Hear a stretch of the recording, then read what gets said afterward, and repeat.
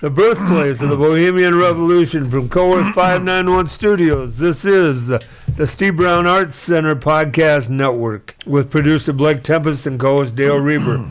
I'm Jim Gillespie, and this is the Jesup News for May 13th, 2024. Where are the years going? Boy.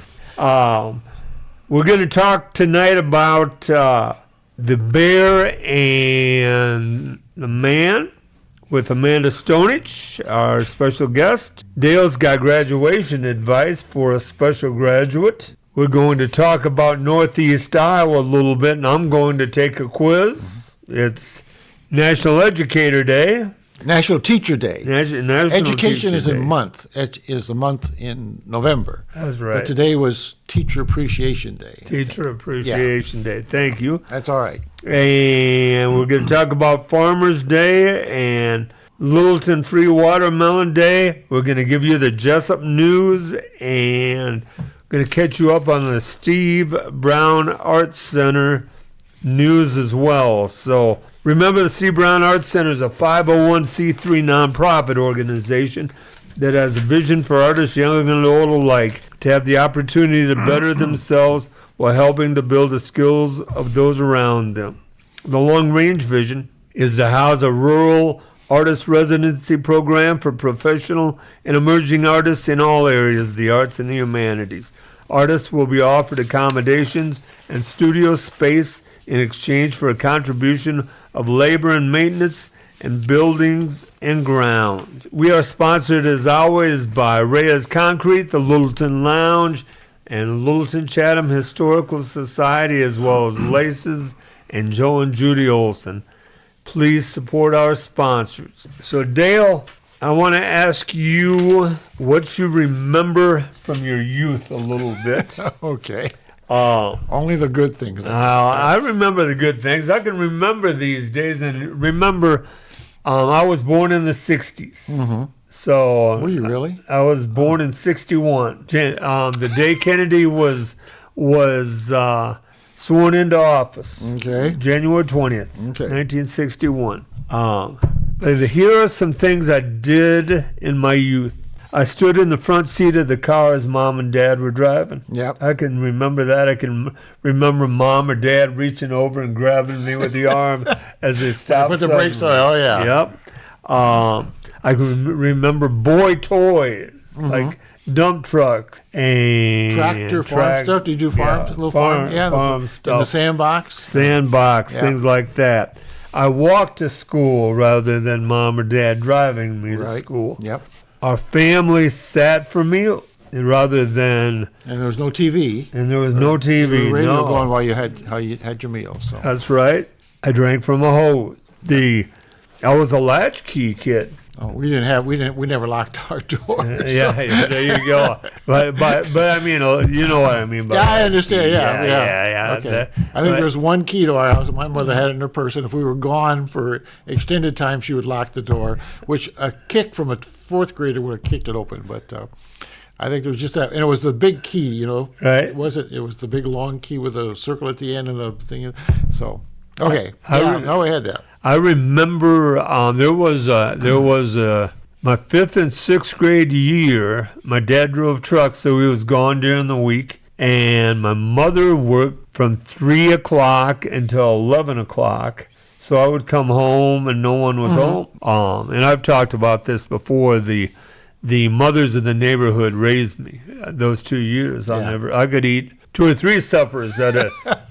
I could eat wherever I wanted to. Like the poor little orphan boy, weren't you? They all took care of you. Yeah. They did. I was an only child. I had a lot of mothers like that helped me too. Yeah, So. I got spanked. Did you spank your children, Mr. Rueber?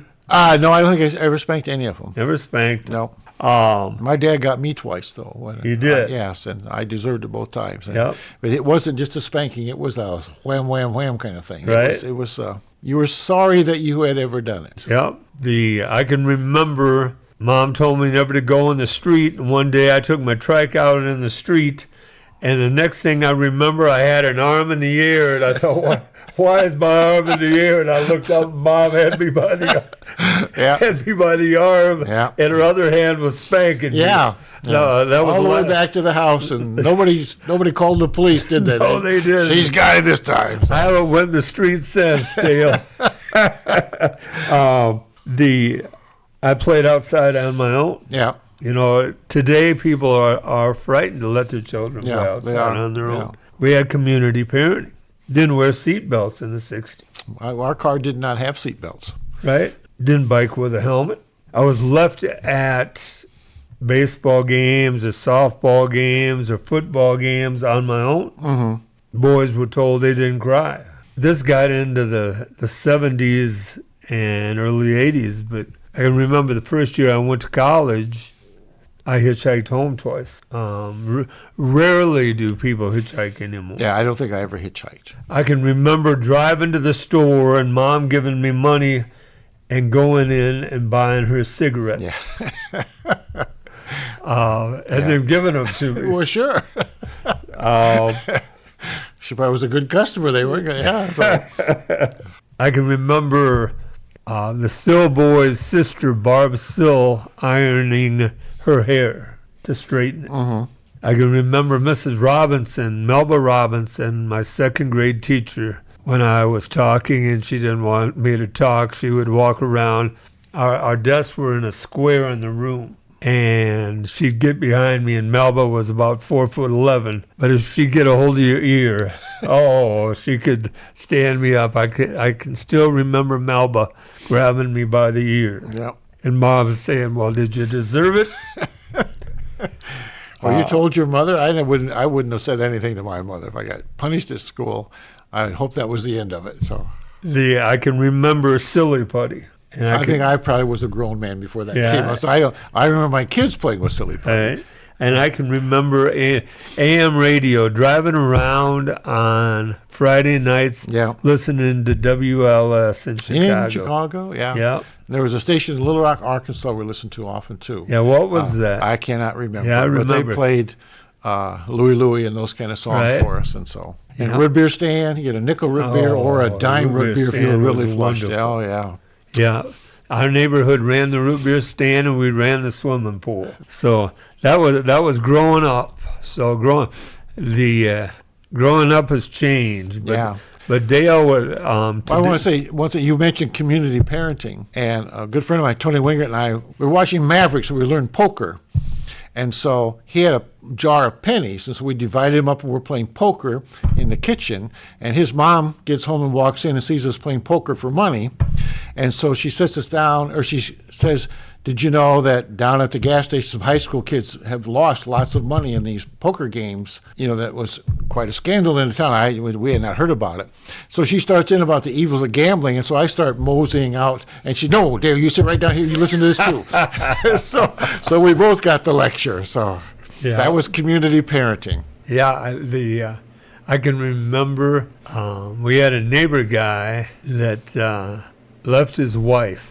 Mom was talking to one of her friends, and her friend said to my mom, well, I'm afraid that John's going to go down to M&M and gamble his life away. Mm-hmm. That was the only place where you could gamble. It's not like now where you can gamble anywhere you want to. Yeah. You were talking about car. Did you have a car where you could get in the back window? There was a little ledge behind the back seat, and you could lay back in there while the car was driving down the road? We did, yeah. Sleeping in the back, yeah. Be thrown out of that back. Oh, yeah, I mean, it was, the whole thing was, of course, the car was, 5,000 pounds of steel, though, too. I mean, it was very sturdy, but, we'd have been dead a lot of times. If there had been a bad accident, there was nothing to keep us from flying all over the place. No, and if you look back then to now, the highway death rates were way out of control. I mean, 15, 16 people die a weekend back then. Well, the speed limits, because I think two-lane highway, it was 70 in the daytime and 60 at night. I think you're right. Because the highway patrol would come on at dusk and say, it's now dusk, speed limit is now 60 miles an hour. That was on just little two-lane roads, with a curb on the side, some of them. Yeah. It was frightening. It was, Right. Yeah. All right, Dale. Well, you've got a special graduate message. Yeah, we're very happy. Blake is graduating from Hawkeye Community College, and he has actually he's finished his schooling, and is not going to take classes anymore. He's working full time, but it kind of bothers Jim and I that he's not going through commencement and not getting all that good advice from the commencement speaker. And so I found, I think there's 12 or 14 pieces of advice that I thought Blake ought to hear. Okay. And somehow paraphrase to make it more okay. Okay, one is don't take life too seriously. No one makes it out alive. That's by Amanda Elwood. I'm not going to cite all these, but they're all by somebody else. None are by me. Okay. Okay. Remember this, Blake.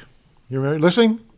Big pay and little responsibility are seldom found together. Blake, if you had never gone to school, you might rob or steal from a freight.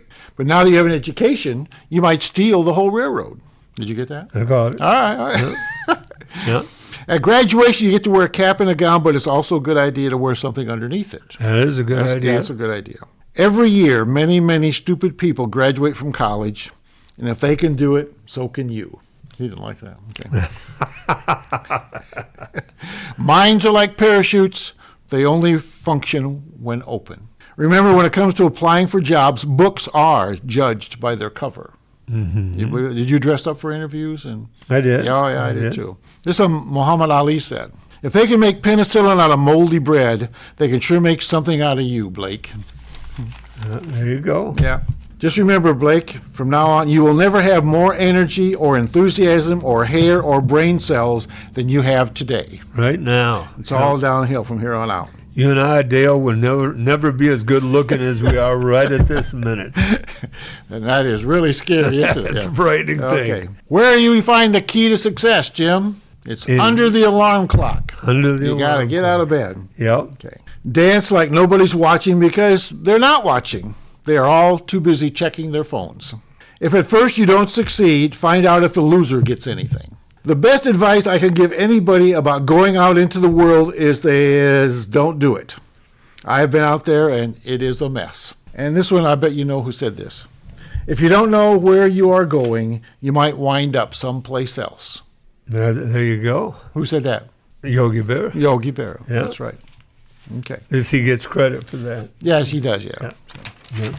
He's like me. He gets credit for lots of stuff that I never do. Yeah, there you go. Okay. There you All go. right.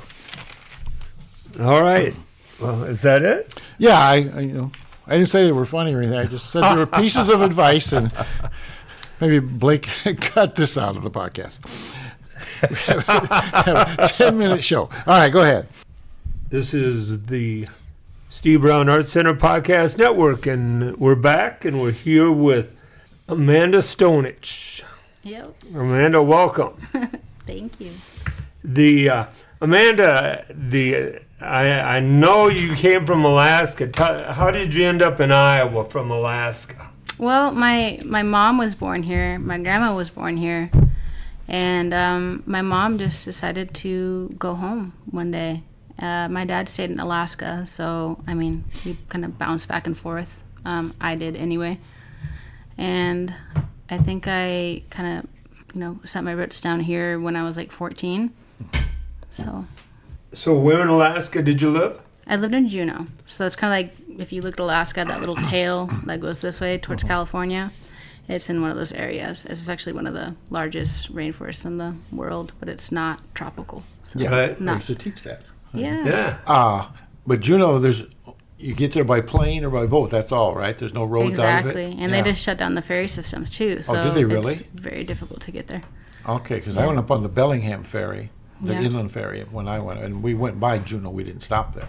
Yeah. And A lot of, I feel like they eliminated ferries more so to like maybe boost cruises because a lot of Alaska's income is from tourists coming in during the summer. And the ferry was very interesting because they have staterooms, which are tiny, about as big as this table. Yeah. And then they had all these people that would just hang around during the day, and then at night they'd set their little tents on the deck, or they would sleep in the lounge on the sofas or whatever. Yeah. And that's how they travel. It was like a 3-day trip, I think. If I remember Yeah, right. 2 to 3 days, yeah. depending on where you're going. Yeah. Yeah. But I just thought, because at a certain time of night, all these little pop-up tents would be all over the deck. People going, yeah, and it was a very economical way to travel. Right. And the other people had, their vehicles down in the hold, and you had these little staterooms with a tiny little shower, and I, of course, had a stateroom with a tiny little shower. Of course, yeah. Okay. Yeah. Yeah. But very interesting. Yeah, my stepmother, she used to work for the ferries, and a lot of the time she had to go like below deck and scrape like the jellyfish off of the, I don't know what it's called because I'm not familiar with the boat concept, but yeah, I wouldn't want to do that. It sounds disgusting. Probably not. So that's interesting. When's the last time you've been back to Alaska? I have not been there since I was 14, but I am going there this June for a funeral. Very close family friend, basically grew up with them, and one of my dad's best friends. So me and him are going to stop up there and pay our respects. So. Sure. That's Yeah. right. And you fly there? Yes. That's the only way you can go there, right? Unless you have your own boat or something. Thankfully, my uncle, he used to work for Alaska Airlines, so he's able to give us like kind of like discounted tickets. Isn't that nice? It is very nice. Yeah, I don't want to pay $2,000 to go home. No, yeah. I am convinced Alaska Airline is the best airline in the world. I am convinced. I love it. Yeah, they are kind to their customers. They are flexible because they have to be flexible. Oh, absolutely, yeah. And I got caught in a blizzard in Akuk, and I couldn't fly from Akuk to Bethel. All I did was call them and say, I'm caught in a blizzard in Akuk, I can't get out. And no problem, we'll get you on a flight tomorrow. I mean, They're probably used to it, Yeah. Oh, I'm sure, yeah. Yeah, it was. You go to the big name towns, don't you? Yeah, I do. The big cities. Hi to my friends in Akuk, by the way. Akuk is actually smaller than Littleton, Oh, and it had 2 high schools Oh. and this is in Alaska? in Alaska. See, I'm not familiar with like all the towns. I was more so familiar with, that little tail at the end there. Yeah. Right. So, Right. I mean, besides Kotzebue, which is up north somewhere, but Yeah. that's where my grandmother lived. So you have a daughter now. Tell us about it. Yeah. What- She's a little menace. She is flying around the house with her little walker and saying mama and dada and baba, and she calls our dog, she calls him Guh. Because I say, where's your dog? So she's caught on to the whole like Guh thing. Yeah. So she's our big old German Shepherd, and she's like, and yeah, she's precious. She's adorable. How old? She's 10 months. You say? Yeah, she's 10 months old now. It was a tough birth for you. Yeah, it was very much so. I tried to prepare myself for it. I won't go like too in depth about her medical condition, but it was something, kind of like what you guys talked about last week with the whole abortion laws. When we were told about her condition, they said we had a week to decide on termination. Thankfully, she started kicking that week, and I could not, I just couldn't fathom doing that. But even then, they were like, you can go to Illinois. Like they said in kind of like hushed voices, like you can go to Illinois and if you want like a couple more weeks or 3 more weeks to figure that out. Can you tell us what was they sensed the problem with the baby? Some heart issues, and they were Okay. very spontaneous. Like nothing caused it. It was truly spontaneous. Yeah. But serious enough that they thought you might want to consider terminating. Yeah, because they couldn't predict, quality of life without seeing her grow more. Yeah. So that became, it's a big decision. Oh, I imagine. But yeah, Nick and I, we sat on it and we thought about it for a long time and just decided to go with it. And I'm so glad that we did. Well, yeah. Yeah. Now, did the hospital offer you? Do they like a chaplain or social worker or anything like that to work with you? Or? They had like social workers and stuff, but that was more so after the fact. They had to schedule an induction date just to make sure. So when she, was born, we could see her for a little bit, and then they take her. I obviously told Nick, I don't want you to stay with me. Follow them. Go with her. And I was in there for 3 days. and it was such a miserable experience. It was so painful. Everything went wrong. I had to have 3 epidurals because there was like manufacturer's errors. Oh. Yeah. So it was just not a fun time. But, you know, when she was born, I just immediately started crying. It was just like a natural instinct. And then she was whisked away. And then I think the adrenaline got me going because, like, within 12 hours, you're not supposed to walk after a C-section very much. But I had Nick wheel me all the way across the hospital so I could go see her. Yeah. And that was the first time she smiled outside of the first time she heard my voice and she smiled. It was very cool. cute. Yeah. Did somebody tell you it was just gas? Or that's what they used. Oh, it's just gas, and that's not what you want to hear. Yeah. You know, the baby's smiling at me. You know. So, Yeah. You and I are smiling a lot. with I the know. gas. Yeah. You're saying I'm pretty gassy. I got it. So, yeah. Well, that must have been to be in the hospital, and you know you've got your own surgery, and you've got the baby that you know is having some heart problems, and that must have been a real traumatic time. It was. I feel like I kind of dissociated it. It's not something your brain can really like process all at once. Like nothing's gonna make sense. It's more so like day by day, you know, figuring out what's the next step, what we can do to make this better, you know, what else is wrong type of deal. But, you know, in the end, she came home after 59 days, and ever since then, you know, I've had to stay home because they recommended she doesn't go to daycare because if she gets sick, there's no, you know, promise that she will handle the sickness. I think back now, like back then, that was, I feel like I blocked a lot of it out, but like I remember it. And I look at her now and I'm like, she looks like a normal child. Like just today, she was cleared from physical therapy. We got her in physical therapy because she was 2 months behind. She was at the hospital for, you know. So she was born 2 months early. No, she was just there for 2 months, just for management, just to keep her essentially, you know, alive. Daycares aren't easy either. I mean, there's not a lot of them because they're so expensive. Oh, exactly. It's like $800 a month. These days. Yeah. So it's like even if I were to go to work, I mean I'd be working to pay for daycare. So it wouldn't make much sense. Right. Well, my daughter-in-law was saying when she had 2 boys and when they finally the last one started kindergarten, she said it was like getting thousands of dollars of pay increase because they didn't have to pay that daycare anymore. It was just a huge boost for them, and so nice. it's a real drain on people. It is. When you have to work, and mostly you have to work, and then. So it's very expensive. So also one of those situations where like I was the only one comfortable and trained to insert her NG tube.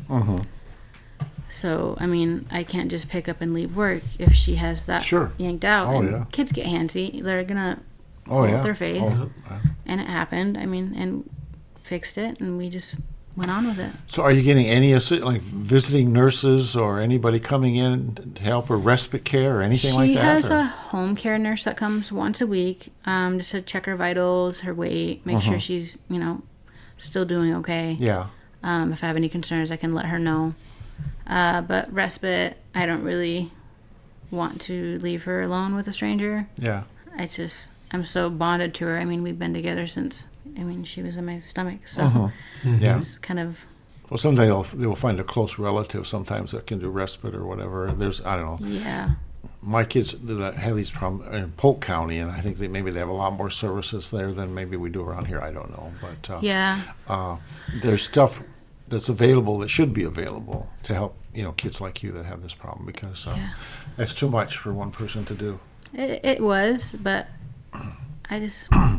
I know you do it. You have no choice, so you do it. Not my job, but that's my daughter. I'll do anything for her. Sure. I was scared to have a daughter. Scary in these days. Yeah, well, girls are scary. Yeah. No matter how old they are. So. Yeah. Right. Yeah.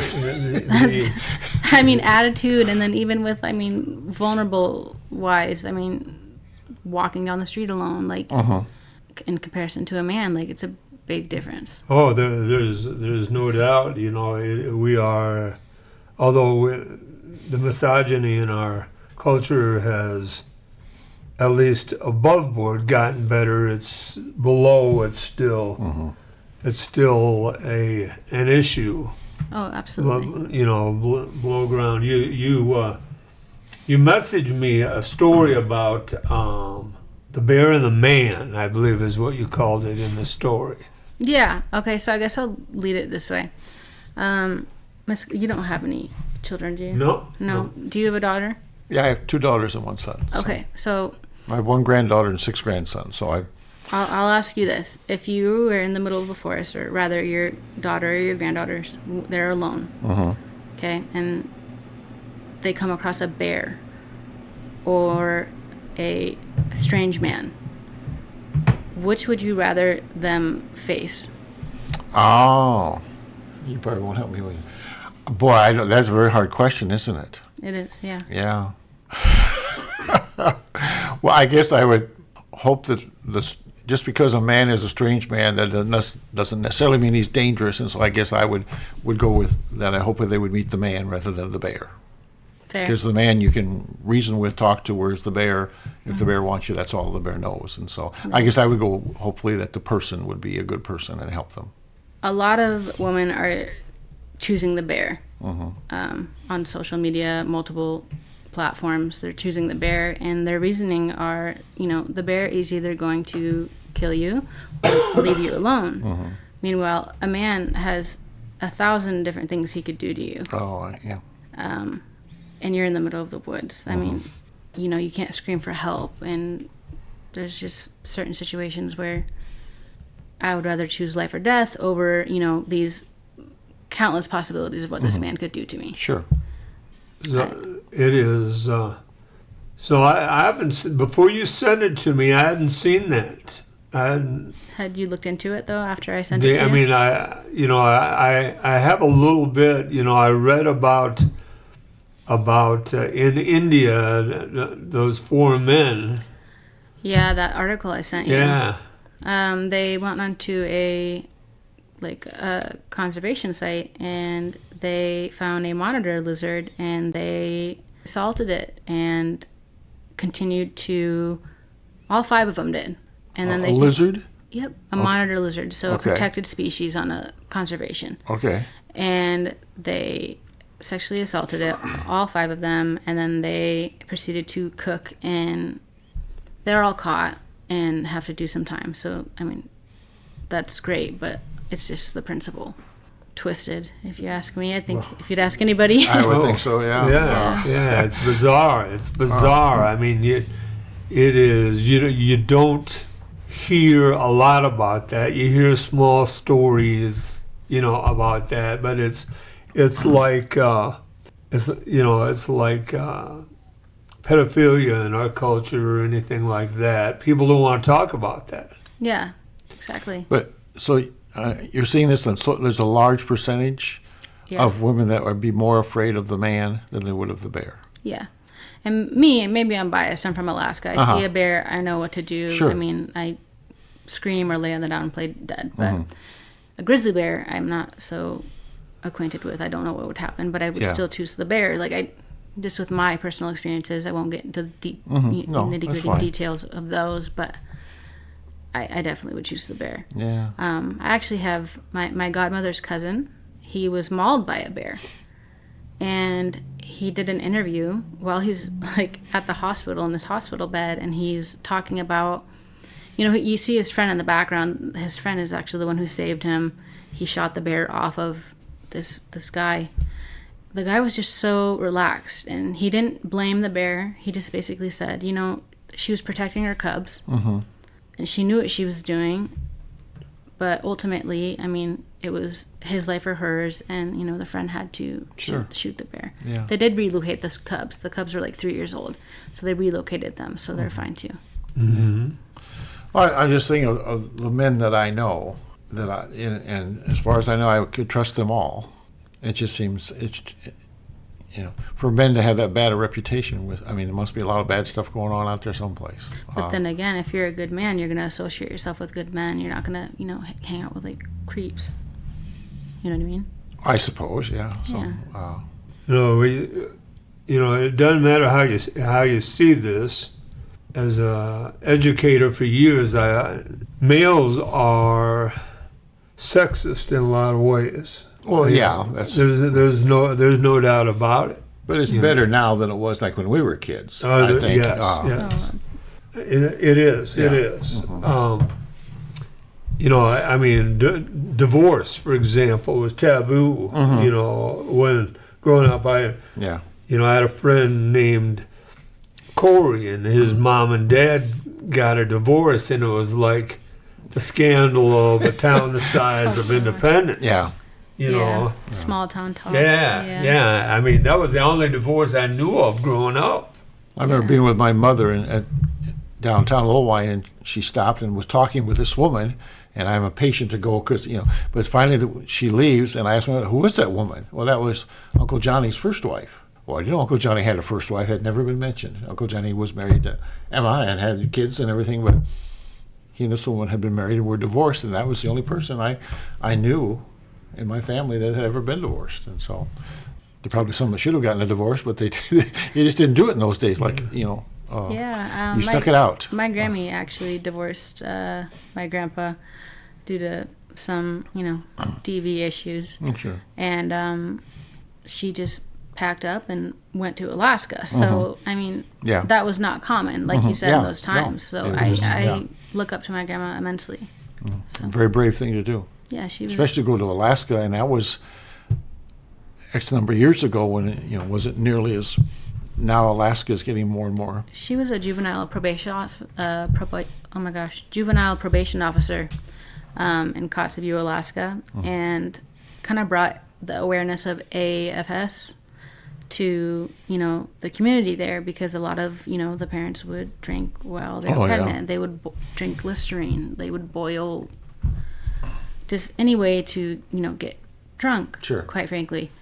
And she then proceeded to become a state trooper. She was a correctional guard at a prison. She did a lot of amazing things there. And then she retired and went down to Juneau and stayed with me and my mom and my sister for a little bit. Wow. And then she was like, let's go home. And at the time I was like, cool, horses and cows. And the minute we got there, we passed Cedar Rapids. I was like, did someone fart? And I was like, who farted? My grandma was like, no, that's the factory. And then it got progressively worse because we lived out in the country. I said, no, Grammy, someone's farting. She's like, no, honey, that's a hog farm. I'm like, I don't like this. Yeah. But no, Iowa has grown on me. And there's plenty more. I mean, women are now painting, pictures of them with, snakes for hair because Medusa, we all know the story of Medusa. She was sexually assaulted. Standing with bears, and some even have like monitor lizards with them. So it's exploded on the internet, quite frankly, mostly on TikTok and Facebook. But yeah, I haven't seen one woman that said she would choose the. So what's the answer then for boys become men? Where's the problem? Where's all this happening at, or where's it all starting? Where is it starting? Where did the theory come from? Yeah, or where women think men are this way. I think I can't tell you who started the theory. I haven't delved that deep into it, but I think it's just bringing awareness to the things that women have to go through. That if you guys were alone in the woods and you saw a man and a bear, you'd choose the man because it's another man. If I saw a female in the woods, I would likely choose the female. It's just comfort. But if I saw a man in the woods, and me growing up in Alaska, if I saw a man in the woods and I didn't know him at all, I would be scared. Yeah. I would be very, very scared. If I saw a bear, I would scream because that's what chases it away. Yeah. There was this woman, I forgot her name. She was a journalist. And we used to work for CNN, I think. And she was in a different country. And she has now since left CNN. But she was in an incident where she was, reporting something. And the battery on the camera died. And there was only one man there on her team that spoke the language of the men around her. And CNN had played it off like, she was groped. That was it. And then they go, she leaves CNN, and then she talks about how, what really happened. And what really happened was the man that could understand the group of men around, and there were 200 to 300 men, were talking about pulling her clothes off and doing these sadistic things to her, which they did. The man tried to save her, and he got pulled away from her, and she was running, and even the people on her team, some of them participated as well. I mean, all her clothes were pulled off, and she was sodomized. She was raped by over 200 to 300 men. And she's just now speaking on it. And CNN played it off as she was groped. She was saved by some women and 20 soldiers. Where was that at? Let me look it up real quick. Not CNN, it was CBS. So Amanda, let's go back to Dale's question, and that's fine. You don't have to find where it was. This was it was in Kairos Tahrir Square the night that longtime Egyptian President Hosni Mubarak stepped down. Yeah. So that was in Egypt. Yes. Yeah. So let's go back to Dale's question. How do you end this? Let's just try in America. In America, yeah, because what can we do in the schools or with parenting, or do you have any ideas for us? Or I think the new generation is doing a good job of bringing these things to light. I don't think a whole lot more needs to be done because we are, evolving as a country. We're getting more rights for more people. Yeah. And I think the awareness was spread by a younger generation. Obviously, it was on TikTok where I first saw it. I don't think it was made by, an older woman. But it seemed like in Iowa, the legislature is pushing us towards, we talk less about that sort of thing in school, and it's up to the parents to do it. And most parents are not going to touch it. I think you need trained educators somewhere to talk about these just realistically, and not stick our head in the sand with this kind of stuff just because it's embarrassing to talk about for some people. I think that police officers need to take these situations more seriously when they are called to a domestic violence case. I feel they play it off as like, oh, someone's arguing again. They don't know what's going on behind closed doors. Yeah. And when a woman is hysteric and just like hyperventilating and she can't really explain what happened because she's so just wound up based off of what's happening, and you have this other man who's, because he was the perpetrator, like, I don't know, I just feel like that women need to be taken more seriously when they call and ask for help, asked multiple times. So what do you want to do? That's what they ask you, is what do you want to do? You're supposed to help me and give me some resources, or what am I supposed to do? That's why I called you here. A big part of it in our culture, and it's a world culture as well, is finances. It's hard for women to leave a with a family. Financially. Well, I don't know. Is there other things you'd like to talk? I don't know where we can go with this right now.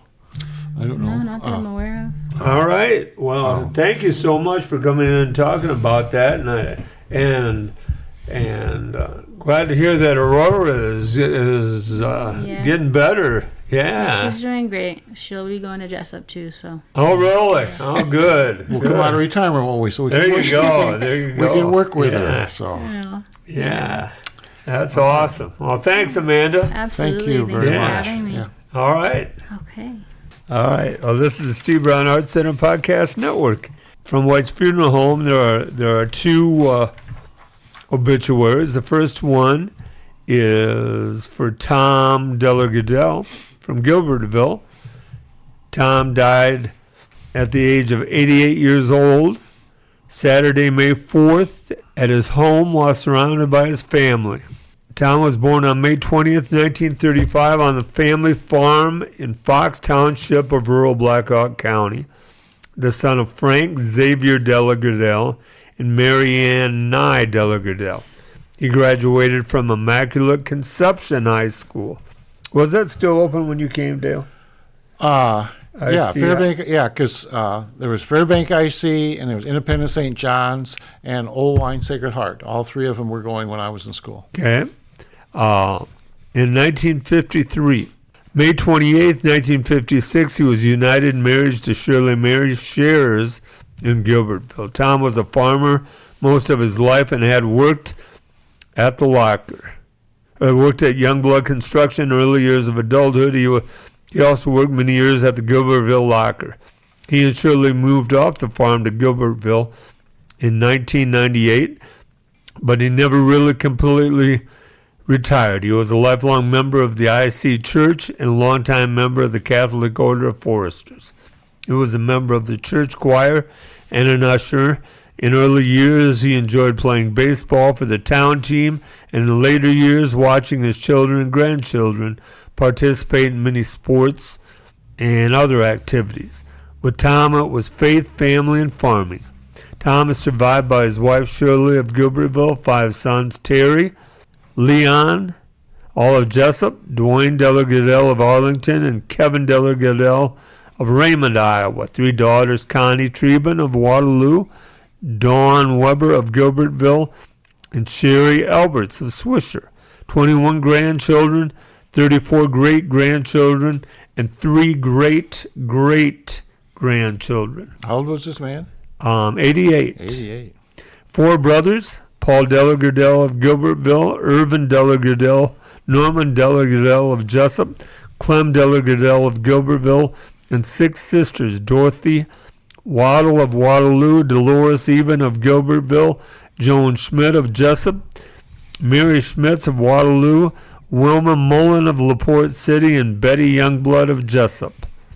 He is preceded in death by 2 grandchildren, Natalie Treben of Brandon, and Brandon Curl. His parents, 4 brothers, John, Joe, Leo, and Willard, 2 sisters, Alma Shares, and Esther Delagardelle in infancy, also a brother-in-law, Leroy Schmitz. Big Catholic family there. Yeah, a lot of kids. Yeah. You can see why Fairbank, a town that small, it was just Fairbank then. They had a public school and they had a Catholic school, right, because there was all those kids in those days. So. Mm-hmm. Yeah.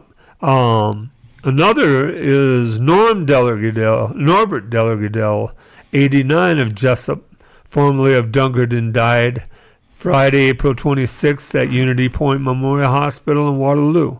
Norbert was born September 26, 1934 in Waterloo, the son of John Delagardelle and Irene Magdalene Delagardelle. On November 9, 1954, he was united in marriage to Mary Jane Gersh in Gilbertville. Norbert and Mary farmed north of Dunkerton, where they raised 2 sons. They moved off the farm 10 years ago to Jesup, where he remained a resident until his passing.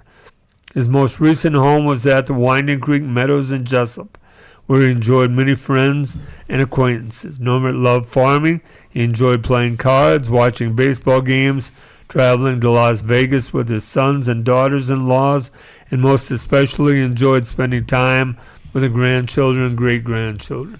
Norbert is survived by 2 sons, Tom Delagardelle of Dunkerton and Bill Delagardelle of Dunkerton, 5 grandchildren, Troy, Brett, Amy, Becky, and 13 grandchildren, Haley Blake, Carter, Avery, Macy, Addie, Breland, Brookley, Beckett, Jensen, Lewis, Jaden, and Brooks, and many nieces and nephews. He was preceded in death by his wife, Mary, in 2023. Parents, 2 brothers, Julius and Vincent Delagardelle, and 2 sisters, Donna Luchin and Teresa Bruskern. So those are the obits we have for the week. Okay. So Jesup News? Yeah. Okay. Jesup News this week. A lot of it carries over, but just a reminder, the Farmers Market in Independence is open on Saturdays from now on through, usually they go through September or so. Mm-hmm. So those farmers markets in Independence by the old mill will be open on Saturdays. And I know there's people who just use the Independence Area Food Pantry, and I hope you realize that has moved. And it's now on First Street to the west, and you'll find it on the south side of the street there as you get close to the schools. But they have moved. They had an open house a week or so ago. Had over 100 people come and show up, and it's a bigger space, easier to get around, and much more conducive for use, I think. Veterans Park in Jesup, I have the brochure here. You can get one of these at City Hall. And they are still taking donations for the Veterans Park down on the south end of 6th Street, 6th and South Street. and you can get pavers to honor a veteran and then there's also a page if you want to make a donation. As you can imagine, every now it costs quite a bit to do these sort of things. So the library is getting Bubbles, Brews, and Bites. We talked about this last week. On May the 14th from 5 to 7. And then an informal wine and beer tasting with hors d'oeuvres and live music. Did you find out who the live music is I haven't yet? heard, no. Okay. Maybe it's a person that turns on the radio. Maybe so. Yeah, okay. So it's called Bubbles, Brews, and Bites, and they're would like you to come to the public library 5 to 7 on May the 14th. Okay. The Friends of the Library is also taking new members in and offering yearly memberships or for a couple or lifetime memberships to help out the Friends of the Library. All the extra things you see at the library, most of those, maybe all of them, are purchased by the Friends. The May food truck calendar for CoWork 591, starting with, if I start with the 13th, that's good, isn't it? Yes. The Two Wavy Catering here from 11 to 4, and the Dragon Express is here from 11 to 2, and that Foster Care Community Connections Fair from 4 to 6. That's here also. And there's something about that in the Bulletin Journal. I saw it and I didn't get a chance to read it, but it's called the Foster Care Community Connections Fair. If you're interested in foster care anyway, whether as someone who'd like to provide it or someone who needs some help or whatever, I would call Kelly Seahawks and find out about this, or look in the Bulletin Journal. I'm not sure which one it's in. I should mention if I don't know. Kelly is pushing that real hard, so I would call Kelly here at CoWork 591. Sound like if you ever talked about people that help with foster care or kids who have gone through foster care, and a big problem is when these kids graduate out. You know, they get too old and they're out on the street. Mm-hmm. And those kids, a lot of times they need everything. And so there are people I know who are, I think Kelly's collecting blankets and making packets for kids and this sort of thing where, because when you hit the age deadline, then the state of Iowa is done with you and you're on your own. And a lot of these kids don't have anybody to help them. On the 17th is Charboom's Barbecue from 11 to 4 on the 17th this coming week. So take advantage of that. Reminder, there's a Memorial Day service on May the 27th out at there are all the cemeteries around here that the Jesup American Legion people take care of. It's usually 10 or 10:15 out at the Jesup Cemetery. And all the American flags are going to be up on Hawley Street all the way out to the cemetery and also on Young Street this year past the parks. Heartland Tech has their customer appreciation on June the 6th from 4 to 6 o'clock. That's coming up. The Steve Brown Arts Center is still reminding you on May 24th. We have the summer welcome at the Buchanan County Tourism Center, and Carter Out from Jesup is going to be performing there, and there'll be other artwork to see, right? The Boyd's Food Truck will be there, as well as local. We will be showing local artists work. Yeah.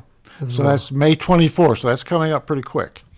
And then on June 20 through 22, at Jesup Farmers Day, the Steve Brown Arts Center is going to have some entertainment in the gazebo and also have the Jenga Challenge. It's a giant Jenga, right? Giant Jenga. Big boards, and so should be very challenging. And then July 27th is the Littleton Watermelon Days. And so that'll be from 12 till 8. Yeah, so... A lot going on out there. Yeah, I mean, bigger and better than ever, right? It is. Yeah. We have children's games this year. We have mule rides. We have the McBrides from Independence. We have Powers and Belvins from Jesup here. We have the Bad Habits Band. We have 5 artists, including Tommy Teeter from Jesup here, Aiden Miller from Hazelton. They are Flint Nappers. Okay. We have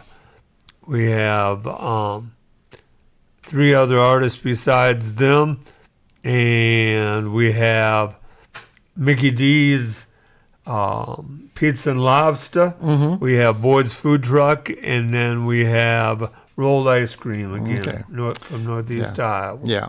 Speaking of Mickey D's, I forgot to mention that at the during Farmers Day, Miller's Food Truck and Mickey D's Food Truck are both donating 10% of all their profits to the Veterans Park. And so I know there are lots of different things, places to eat, but if you stop at least once at one of these places, that would be very helpful to them. And so Farmers Day, I don't have anything much new to report. And so I think that must be the Jesup news, at least that I know of. That is the Jesup news. Thank you. Thank you.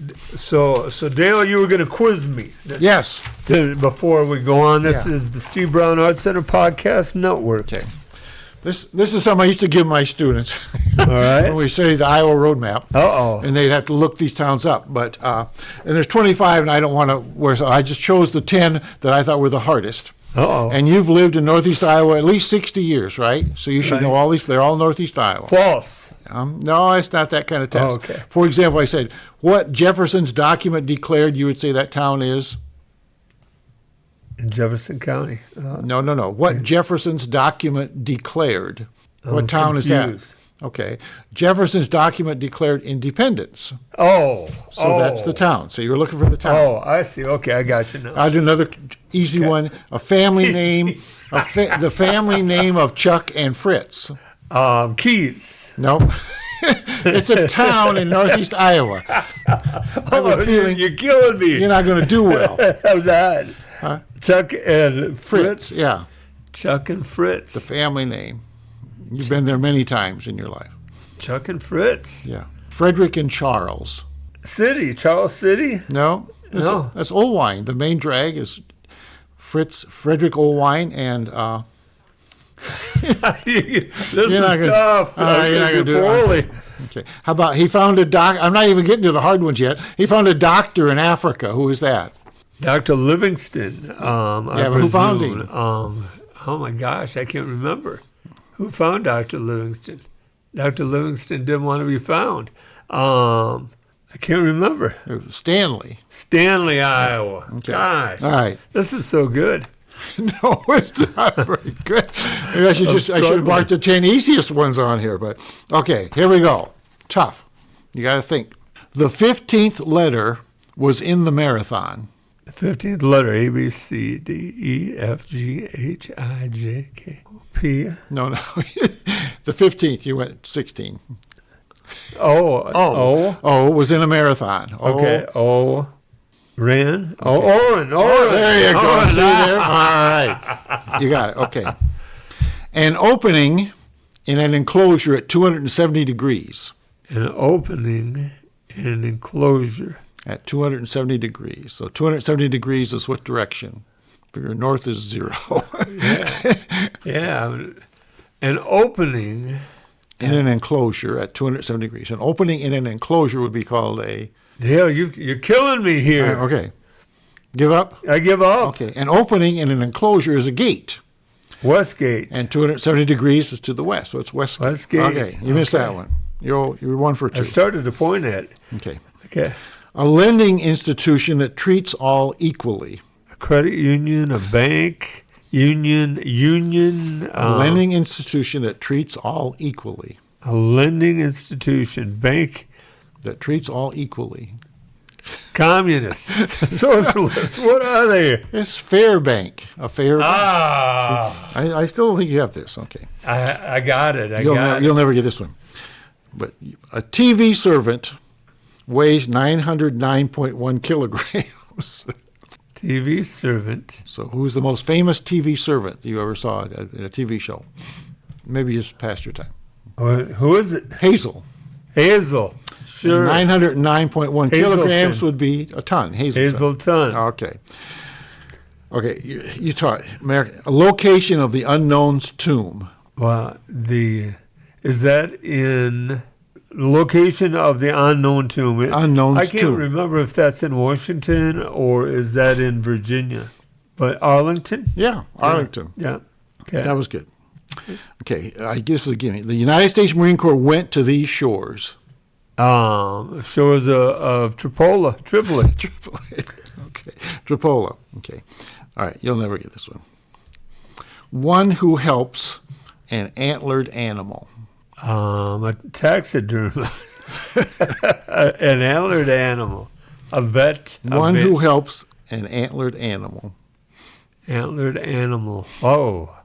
Blake, you know, help to me. You're a college graduate now, man. Help me. Go. Elk-aider. An elk-aider. Elk-aider. Oh, an elk-aider. Okay. All right, that's a tough one. Chuckstown. Charles City. Okay, this may be the worst one of all. Tell someone to keep taking steps. Tell someone To keep taking steps. to keep taking steps.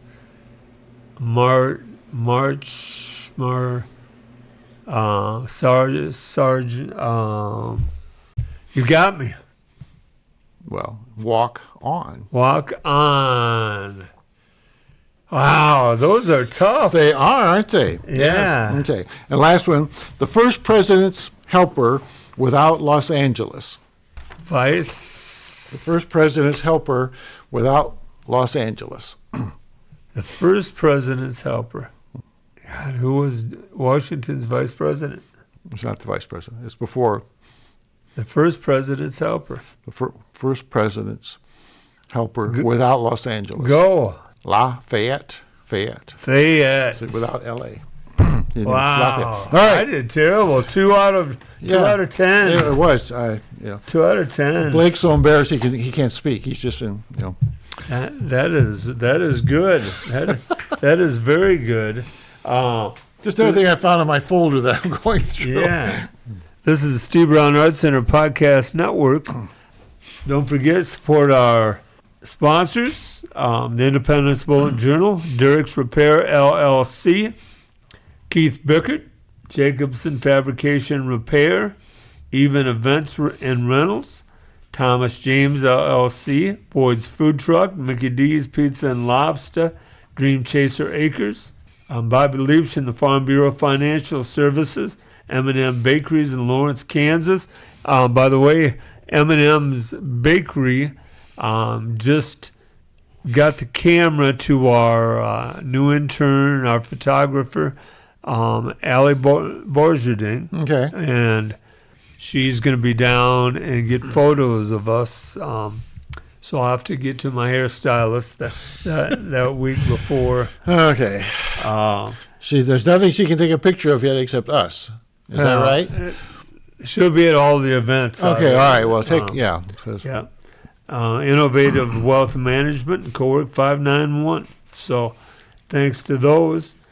This is the T-shirt for the Littleton Free Watermelon Day. Oh, that looks nice. Yeah. It is June 27, 2024. I gave some of the students an opportunity to do it from Jesup. Oh, okay. And it was made. So the student asked me not to give their name. So yeah. Really? Yeah. Okay, they did a nice job. They did a very nice job. Yes, they did. So are they going to explain it or? Well, a watermelon holding a fish there. Okay, I got the watermelon. I said, why is the watermelon holding a fish? Littleton is next to the river. Oh, okay. It's a fishing town. And was that a basketball or? No, just a hand. Oh, because of the hand over there. Yeah. Okay. Yeah. All right. So it just is what it appears to be. There's no deep inner meaning or anything. No. Okay. No. Well, I thought they did a nice job. They did. Yeah. So those shirts will be out on the Facebook school here in the next month or so. Okay. So I'll keep you updated on that. As far as news is concerned, I have a couple challenges for you now, Dale. Oh, okay. All right, here's the quiz for you. These are, if you know these people. Let's start with an easy one. Caitlin Clark. I know her. Who is it? She's a basketball player for the Indiana Fever. Correct. Okay. Let's go to a man by the name of Jokic. Who? Do you know who he is? Jokic? Jokic. Jokic. I don't believe I know that person. He plays basketball for the Denver Nuggets. Okay. Okay. That's a tough one. Let's go to Claire Wright. Does that relate to the Jesup Wrights? Mm-hmm. And Claire Wright. I'm trying. If she's Keith Wright's daughter or granddaughter. She is Russell and Okay, so she's she'd Russell Wright's daughter. Okay, be Keith Wright's granddaughter then. Yeah. Okay. Russell or Claire is an incredible runner, like her sister and brother were. Claire ran at Drake when Jack Miller was there. Mm-hmm. Yeah. And she set the school record for the 2 mile and the 400. Okay. Okay. Let's go on. Carter Rout.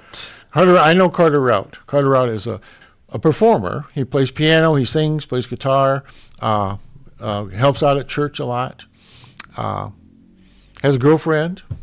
What else you want to know about him? Okay. He's going to be performing at May 24th at the Buchanan County Welcome Center. Very good. The Greg Dietrich. See, I don't know who that is. He was a trumpetist that was with us. Oh, sure. Okay. Yeah. Yeah. He's the police chief's brother, or the former Jesup police chief's brother. Yeah. So there are Nick Thomas. Nick Thomas was the artist. Yes. That paints square blocks and stuff. Yes. Yeah. Very good. I was very polite, but I told him I didn't like his art. Yeah.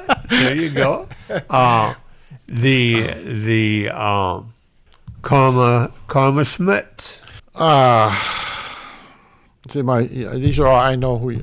Go ahead, tell me who that is. She was Karma Doll. She Karma married Doll. Steve Schmidt. Okay. She was the artist we showed Yep. a couple weeks ago, or about a month ago now. Time goes by. Out at the Littleton Chatham Historical Society. She drew our picture. Yeah, yes, she did. Dale, you did much better than I did at my quiz. Oh, well.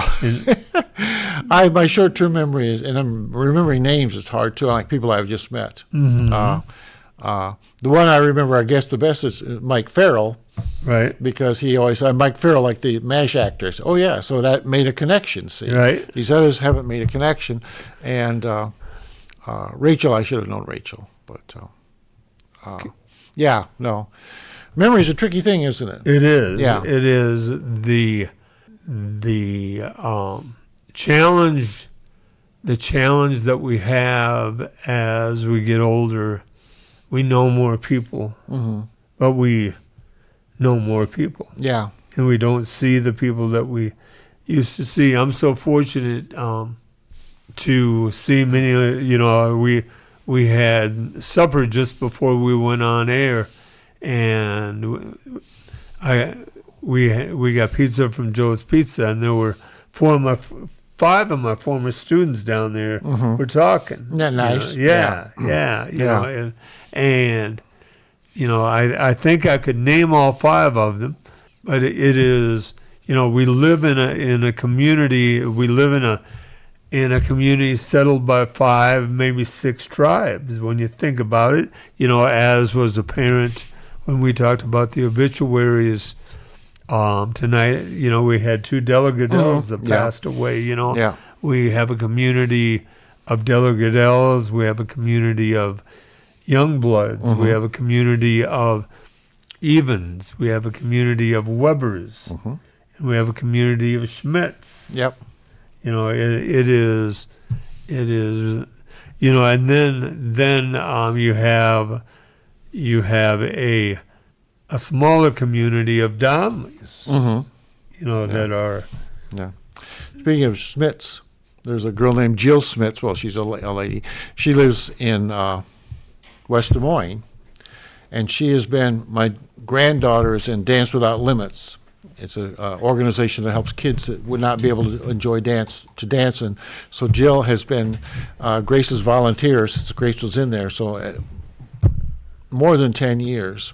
And she's originally from Gilbertville. Oh, Yeah, is she? and just the nicest gal. And sometimes even her parents travel from Gilbertville to come to this dance recital. And, Oh, neat. And Jill is always one behind her. And I always teach her, I say, okay, now I'll donate $100 to Dance Without Limits if you'll get up there in a tutu and do a little dance for us. But she'll never do it. See? So, well, Dale, as always, if you'd like to donate to the Steve Brown Arts Center or have an idea for an event, go to stevebrownartscenter.org and follow the link. We'd like to thank our guest tonight, Amanda Stoinich. If you have news or would like to sponsor us, email us at jim@stevebrownartscenter.org or call 319-290-0241 and leave a message. Dale, are we leaving out anything? No, I think before we we're good to sign go. out? This is a good length right now. I'm Jim Gillespie with Dale Rueber. Thanks to our producers, Blake Tempus. And again, congratulations, Blake, on finishing college. And thanks, as always, to Kelly C. Haas for allowing us to use Cowork 591 Studios. Thanks to the audience for bringing these stray dogs into your day. And let me apologize to all of those towns throughout Northeast Iowa that I didn't know you. Perhaps another day. Yeah. Remember, each day is about little victories.